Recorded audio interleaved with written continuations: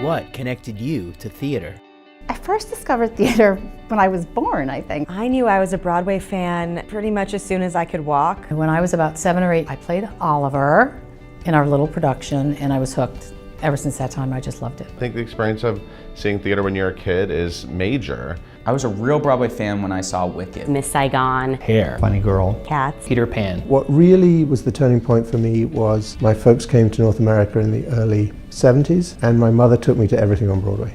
I was spoiled rotten. It was fantastic. Theater shouldn't actually happen. Like when you think about the amount of intersections that have to take place for a piece of theater to exist, you need to have wildly talented creative minds develop something, and then a team of people who can visualize it, and then a group of actors who can perform it. And that all has to take place at exactly the right moment with lights and sound, and there has to be an audience there to create it. Every time I walk into a theater, there's that small little moment where I remind myself, this is impossible, and it's through that impossibility that all the magic comes. It's a very unique group, that audience of people sitting in the dark together, experiencing something as a collective. There's just nothing like that in the world, you know? You just look at the person next to you and it's a stranger one moment when they sit down, but by the end of the performance, you've just experienced something together that you know, you've been moved, you've cried, you've laughed together,